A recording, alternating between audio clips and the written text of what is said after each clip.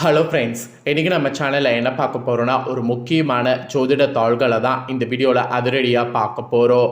November மாதம் இப்போ நடந்துகிட்ருக்கு. இந்த நவம்பர் மாதத்தில் நிறைய கிரக மாற்றங்கள் ஏற்படுது. அதனாலேயே ஒவ்வொரு ராசிக்காரங்களுக்கும் ஒவ்வொரு வகையில் பலன் கிடைக்கும் என்பது ஜோதிடர்கள் சொல்லியிருக்காங்க.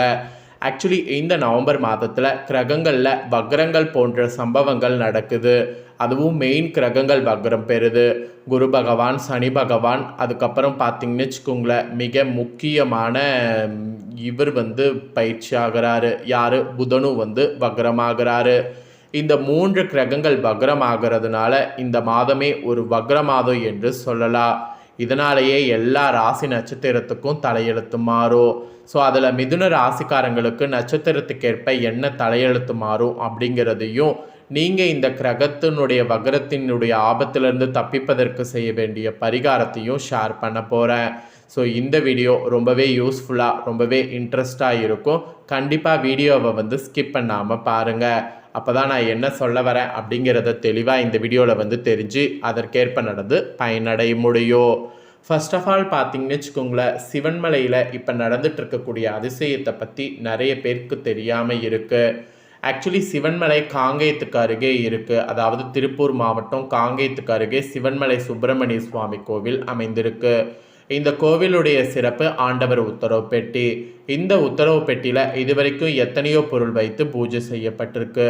அந்த பொருட்கள் அப்போதைக்கு சமுதாயத்தில் தாக்கத்தையும் பெரிய வகையில் ஏதாவது ஒன்று ஏற்படுத்தும். அது மகிழ்ச்சியாகவும் இருக்கலாம், ஆபத்தாகவும் இருக்கலாம். அப்படி வைக்கப்படக்கூடிய பொருள் யார் சொல்லுவார்னா முருகன் சொல்லுவார். முருகர் பக்தருடைய கனவுல சொல்லி இந்த பொருளை வைத்து பூஜை செய்யுங்கன்னு உத்தரவிடுவார். அவர் உத்தரவிட்டதுக்கிணங்க அந்த உத்தரவு பெட்டியில் பொருள் வைத்து பூஜை செய்யப்படுது. ஸோ இதுதான் சிவன்மலையில் நடக்கக்கூடிய அதிசயம். சரி, இப்போ வாங்க உங்களுக்கான பலன்கள் நட்சத்திரத்துக்கேற்ப என்ன கிடைக்குங்கிறத அதிரடியாக பார்க்கலாம். மிதுனம் ராசிக்காரங்க மிருகசீரிடம் 3-4 பாதங்களில் பிறந்தவங்களுக்கு ஃபஸ்ட்டு சொல்கிறேன். எடுத்த வேலையை உடனே முடிக்க வேண்டும் என்ற எண்ணத்தோடு வாழ்ந்து வரக்கூடிய உங்களுக்கு இனி வரக்கூடிய நாட்கள் நன்மையாக இருக்க போகுது. செவ்வாய் பூர்வ புண்ணிய ஸ்தானத்தில் சஞ்சரிப்பதால் குடும்ப உறவுகளுக்கிடையே பிரச்சனை தலையெடுக்கும். செலவு ஒரு பக்கம் அதிகரிக்கும். எடுத்த வேலைகளில் இழுபறி ஏற்படும். பூர்வீக சொத்து விவகாரத்தில் சட்ட ரீதியான பிரச்சனைகள் சந்திக்க நேரும். சஸ்துரு ஜெயஸ்தானத்தில் குரு பார்வையோடு செவ்வாய் சந்திப்பதால் இந்த நிலையில் மாற்றம் ஏற்படும். குடும்பத்தில் மகிழ்ச்சி ஏற்படும். தொழில் பணியில் ஏற்பட்ட நெருக்கடி விலகும். செல்வாக்கு உயரும். நினைத்த வேலைகள் நடந்தேறும். உடல் பாதிப்புகள் கூட விலகும். வியாபாரத்தில் ஏற்பட்ட போட்டிகள் விலகும். வம்பு வழக்கு இந்த மாதிரியான விவகாரங்கள் உங்களுக்கு சாதகமாக மாறும். புதிய முயற்சிகள் எது செய்தாலும் வெற்றியாகும்.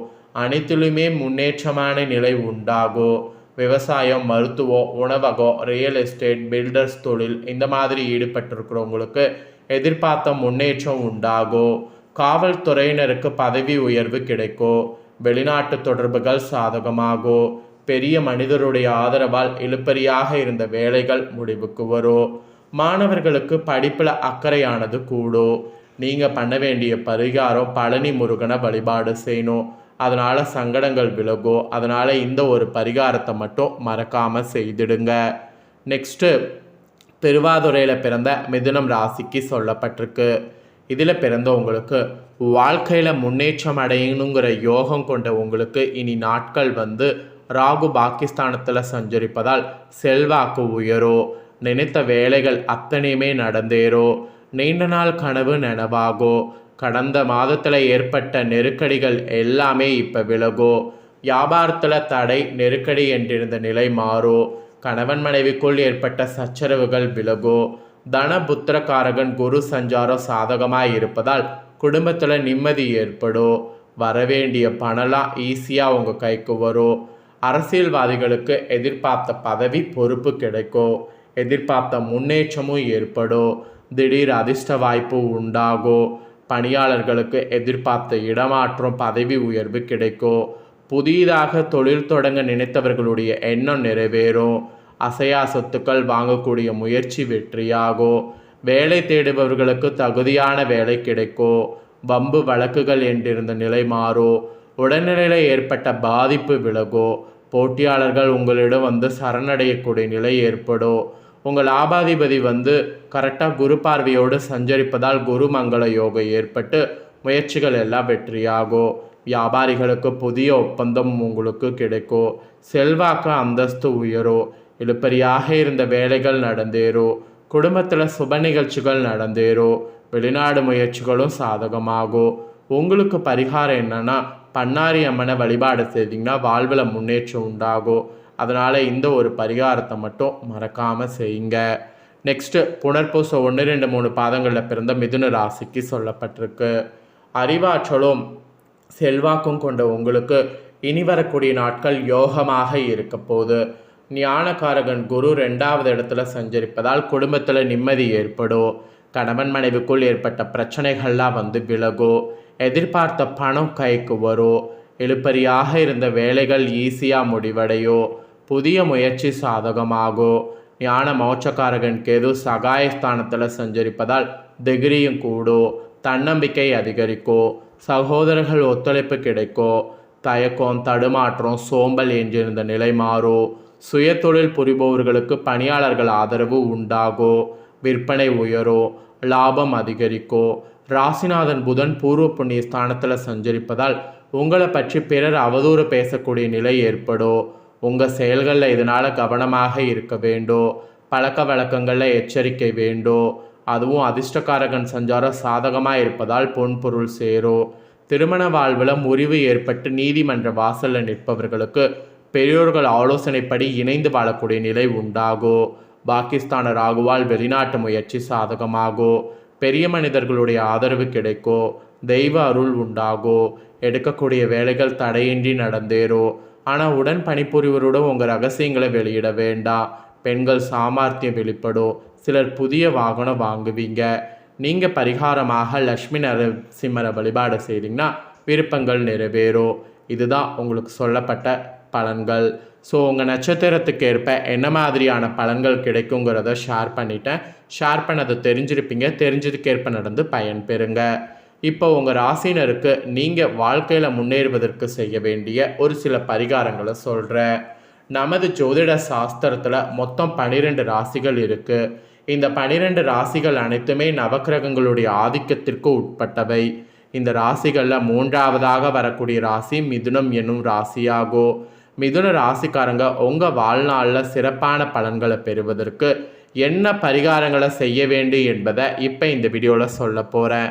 அதை இந்த வீடியோவில் நீங்கள் தெரிந்து கொள்ள போகிறீங்க. 12 ராசி கட்டங்களிலே 3வதாக வரக்கூடிய ராசி மிதுன ராசி. உங்கள் ராசியின் அதிபதியாக புதன் பகவான் இருக்கிறாரு. புதனின் ராசி என்பதால் இந்த ராசியில் பிறந்தவர்களுக்கு சிறந்த அறிவாற்றல் மற்றும் கணித திறன் இருக்கும். இயற்கையிலேயே பணம் சம்பந்தமான விடயங்களில் யோகம் கொண்டவர்களாக இருப்பீங்க. உங்களுடைய சொந்த திறமையால் வாழ்க்கையில் உயர்வான நிலைக்கு வருவீங்க. உங்கள் ராசிக்கு நீங்கள் வாழ்க்கையில் இன்னும் உயர்வதற்கு செய்ய வேண்டிய பரிகாரங்களை சொல்ல போகிறேன். உங்கள் ராசிக்காரங்க உங்கள் வாழ்நாள் முழுவதும் நன்மையான பலன்களையும் அதிர்ஷ்டங்களையும் யோகங்களையும் போன்றவற்றை பெறுவதற்கு நீங்கள் புதன் பகவானை புதன்கிழமை தோறும் நெய் தீபம் ஏற்றி வழிபாடு செய்துட்டு வரணும். பிறகு புதன் பகவானின் அம்சம் நிறைந்த பெருமாளையும் வணங்கி வர வேண்டும். வருடத்தில் ஒரு முறையாவது புதன் பகவானின் ஆதிக்கம் நிறைந்த மதுரை மீனாட்சி சுந்தரேஸ்வரர் கோவிலுக்கு சென்று வழிபாடு செய்யணும். இதெல்லாம் செய்தீங்கன்னா நன்மை உங்களுக்கு உண்டாகும். பிறருக்கு பணத்தை திரும்பி தர வேண்டி இருப்பவங்க புதன் வெள்ளிக்கிழமையில் தருவதை தவிர்த்துக்குங்க. புதன்கிழமையில் இளம் பச்சை நிற ஆடைகளை அணிந்து வருவது உங்களுக்கு பண சம்பந்தமான விடயங்களில் மிகுந்த யோகங்களை உண்டாக்கும். தரமான தங்கத்தில் செய்யப்பட்ட ஏதேனும் ஒரு நகையை அணிந்திருப்பது நல்லது. வெள்ளியில் மரகத கல் பதித்த மோதிரத்தை வலது கை மோதிர விரலில் அணிந்து கொள்ள வேண்டும். விலங்குகளுடைய தோல் கொண்டு செய்யப்பட்ட பெல்ட்டு, பர்ஸு போன்றவைகளை உபயோகிப்பதை தவிர்க்க வேண்டும். ஸோ இந்த மாதிரி சில விஷயங்களை தவிர்த்து சில விஷயங்களை செய்து வந்தீங்கன்னா உங்களுக்கு அதிர்ஷ்டமானது நிறைய வரும். ஸோ வாழ்நாளில் உங்களுக்கு அதிர்ஷ்டம் கிடைப்பதற்கு இந்த பரிகாரம் சொல்லப்பட்டிருக்கு. இந்த பரிகாரத்தை மிதுன ராசிக்காரங்க கண்டிப்பாக ட்ரை பண்ணுங்கள். ஸோ இதை நீங்கள் ட்ரை பண்ணுறது போல் உங்கள் ஃப்ரெண்ட்ஸ் ஃபேமிலியில் இருக்கிறவங்களும் ட்ரை பண்ணி அவங்களும் பயன்பெறணும் அப்படின்னு நினச்சிங்கன்னா வீடியோ லைக் பண்ணி உங்கள் ஃப்ரெண்ட்ஸ் ஃபேமிலிக்கு ஷேர் பண்ணுங்கள். ஏன்னா உங்கள் ஃப்ரெண்ட்ஸ் ஃபேமிலியில் இருக்கிறவங்களும் உங்களை போல் மிதுனம் ராசிக்காரங்களாக இருந்தாங்கன்னா இந்த தாள்களை தெரிஞ்சு இதற்கேற்ப நடந்து பலன் பெறுவாங்க. ஸோ கண்டிப்பாக ஷேர் பண்ணுங்கள். இதே போல் அவங்களும் தெரிஞ்சு பலன் பெறட்டும். நெக்ஸ்ட்டு இதே போல் நம்ம சேனலில் நிறைய வீடியோ வந்து வரும். அதை எல்லாமே உடனுக்குடனே தெரிந்து கொள்ள மறக்காமல் நம்ம சேனலை சப்ஸ்கிரைப் பண்ணுங்கள், கூட பெல் பண்ண ப்ரெஸ் பண்ணுங்கள். ஸோ ஃபஸ்ட் டைம் பார்க்குறவங்க அதை நீங்கள் பண்ணிட்டீங்கன்னா இனி நான் போகிற மற்ற அப்டேட்டான எல்லா வீடியோஸும் உடனுக்குடனே தெரிந்து கொள்ளலாம். ஸோ மறக்காமல் பண்ணுங்கள். நெக்ஸ்ட் இதே போல் சுவாரஸ்யமாக வேறொரு வீடியோவில் சந்திக்கிறேன். நன்றி.